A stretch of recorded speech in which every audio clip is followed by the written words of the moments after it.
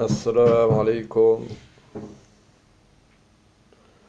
أعوذ بالله السميع العليم من الشيطان الرجيم. بسم الله الرحمن الرحيم. القول مني في جميع الأشياء قول آل محمد عليهم السلام فيما أسروا وما أعلنوا وفيما بلغني عنهم وما لم يبلغني. الحمد لله رب العالمين، وأفضل الصلاة وأزكى السلام على المبعوث رحمة للخلائق أجمعين، سيدنا المصطفى أبي القاسم محمد، وعلى أهل بيته الطيبين الطاهرين الذين أذهب الله عنهم الرجس وطهرهم تطهيرا. أما بعد، درسنا اليوم هو التوحيد.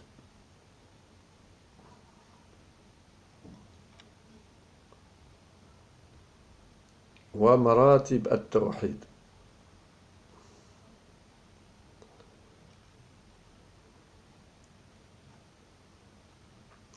الأصل الأول من التوحيد، أول الأصول.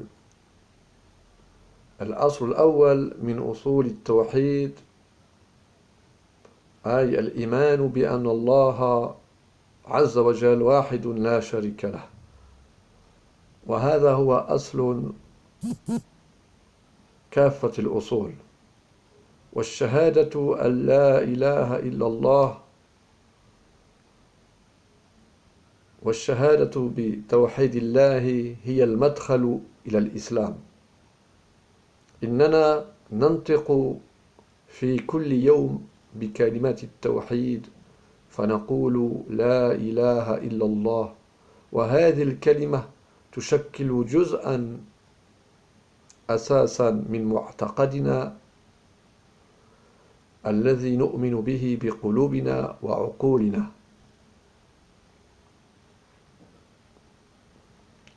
إنه نفي لأي شريك لله عز وجل في الألوهية، فلا إله غيره، وهذا إقرار بألوهيته عز وجل وحده. قال تعالى: إن الله لا يغفر أن يشرك به ويغفر ما دون ذلك لمن يشاء، ومن يشرك بالله فقد افترى إثما عظيما. ولكن ما هو معنى التوحيد؟ وهل التوحيد جهة واحدة أو أنه يشمل جهات متعددة ويرتبط بمعان متعددة يجب علينا أن نستحضرها؟ معنى التوحيد: التوحيد هو الاعتقاد بأن الله تعالى واحد لا شريك له ولا شبيه ولا مثيل. يقول الله في كتابه: ليس كمثله شيء وهو السميع البصير. وهذا المعنى يقابل الشرك والاعتقاد بإلهين أو آلهة متعددة.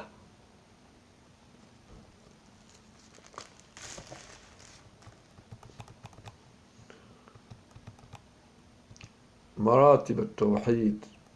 حتى نصل إلى تمام التوحيد ونتيقن بأننا قد أخلصنا عقيدتنا لله عز وجل، لابد وأن نتعرف إلى مراتب التوحيد. أولا، التوحيد في الذات. قد أصف شيئا ما بأنه واحد، فأقول الشمس واحدة، ولكن لا مانع إطلاقا من أن أفترض وجود شمسين أو ثلاثة، ولكن في الخارج لا أجد إلا شمسا واحدة. وقد أصف موجودا ما بأنه واحد، فأقول الله واحد، ومرادي بذلك أنه لا يمكن أن أفترض وجودا آخر مثله، فالأمر مستحيل حتى فرض. وهذا هو معنى التوحيد في الذات، فالله عز وجل واحد في ذاته، لا يمكن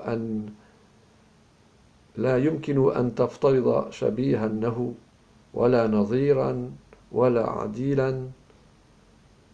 عديلا ولا مثيلا. وتختصر الآية الكريمة التوحيد الذاتي حيث تقول: ليس كمثله شيء. فلا يمكن أن تفترض لله عز وجل شبيها في ذاته وألوهيته. الدليل على التوحيد: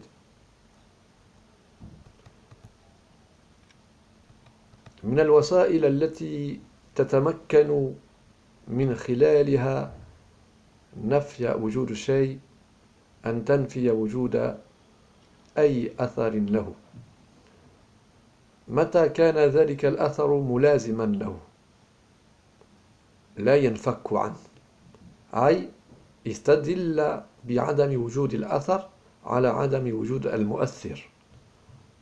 وهذه الطريقة هي التي نستخدمها لإثبات التوحيد الذاتي. فلو كان هناك إله غير الله عز وجل فلا بد وأن يكون له أثر ملازم، وهو بعثة الأنبياء والرسل من عنده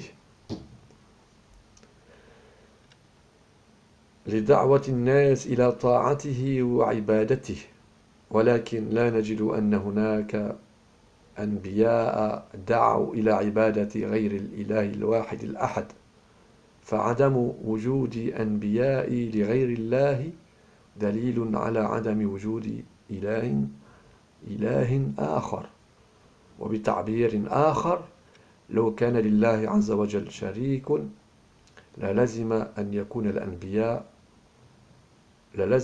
يكون الأنبياء فريقين، كل فريق يدعو إلى أحد هذين الإلهين، ولكننا نجد أن الأنبياء كلهم يدعون إلى إله واحد.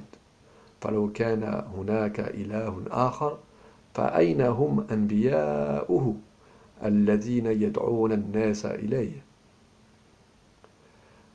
هذا الدليل جاء ذكره في نهج البلاغة في وصية الإمام علي عليه السلام لابنه الحسن عليه السلام، حيث يقول: واعلم يا بني أنه لو كان لربك شريك لأتتك رسله ولرأيت آثار ملكه وسلطانه ولعرفت أفعاله وصفاته، ولكنه إله واحد كما وصف نفسه.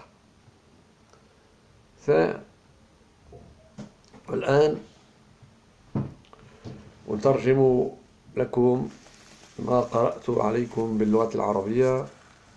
Maintenant, je vais vous traduire ce que j'ai lu en langue arabe. أترجمه إلى اللغة الفرنسية. Je le traduis en français. Donc, je rappelle que le titre de notre cours aujourd'hui s'intitule le Tawhid et les différents niveaux du Tawhid, les différents niveaux et degrés. Donc aujourd'hui, nous allons nous contenter seulement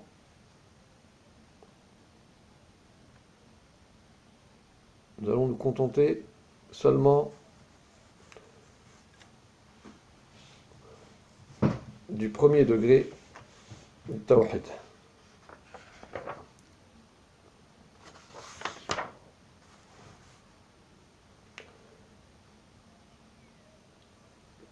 Le Tawhid est le premier fondement des fondements de la religion, c'est-à-dire qu'Allah est unique et n'a pas d'associé.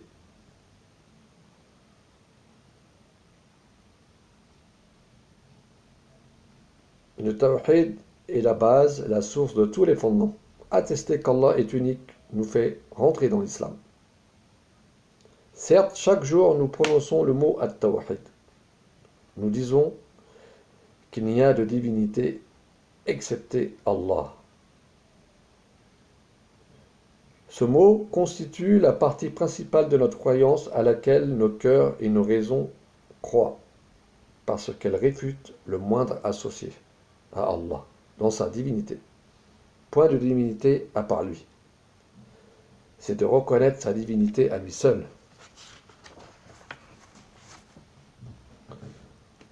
Allah dit dans le chapitre des femmes, verset 48, « Certes, Allah ne pardonne pas qu'on lui donne quelque associé. À part cela, il pardonne à qui il veut. Mais quiconque donne à Allah quelque associé commet un énorme péché. » Mais qu'est-ce que le sens du tawhid? Mais quel est le sens du tawhid? A-t-il un seul aspect ou en englobe-t-il plusieurs? Est-il lié à plusieurs sens qu'il faille évoquer? Le sens du tawhid. Le tawhid signifie de croire qu'Allah, le Très-Haut, est unique, qu'il n'a pas d'associé de semblable.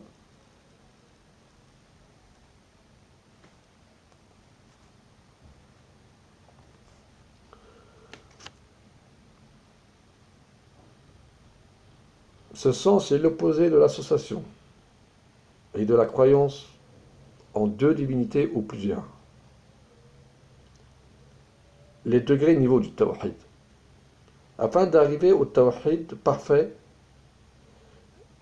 et que nous sommes certains d'avoir épuré notre croyance pour Allah, nous devons connaître les degrés du tawhid. Unifier l'entité d'Allah. Je peux décrire qu'une chose est unique. Alors je dis que le soleil est unique. Rien n'empêche que je suppose qu'il existe 2 ou 3 soleils. Mais à l'extérieur, je n'en vois qu'un. Je peux décrire qu'un être quelconque est unique. Dire qu'Allah est unique, je veux dire par cela que je ne peux supposer l'existence d'un semblable comme lui. Cela est impossible, même en supposition. C'est le sens du tawhid entitatif, qui est propre à l'entité unique d'Allah et son essence. Allah est unique dans son entité, je ne peux supposer qu'il a un semblable. Ce verset nous résume l'unification entitative d'Allah. Laysa kamithlihi shay, rien ne lui est semblable. Tu ne peux supposer qu'Allah a un semblable dans son entité et sa divinité. La preuve de l'unification entitative.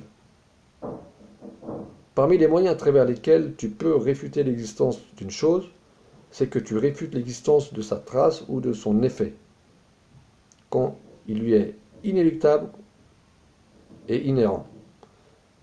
C'est-à-dire, prouve par l'existence de sa trace ou son effet l'inexistence de celui qui influe, qui laisse la trace ou l'effet.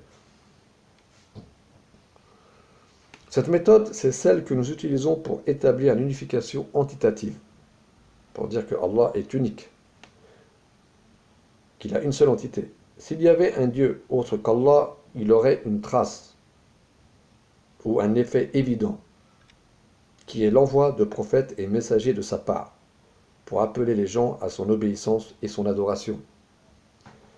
Mais nous ne trouvons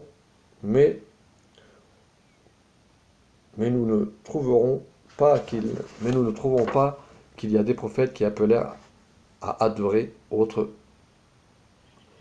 que le seul Dieu unique, Allah. L'inexistence des prophètes d'un autre Dieu prouve qu'il n'en existe pas. En s'exprimant autrement, nous pouvons dire, si Allah avait un associé, certes il y aurait 2 groupes de prophètes. Chaque groupe appellerait à adorer son Dieu. Mais nous voyons que tous les prophètes appellent à adorer un seul Dieu.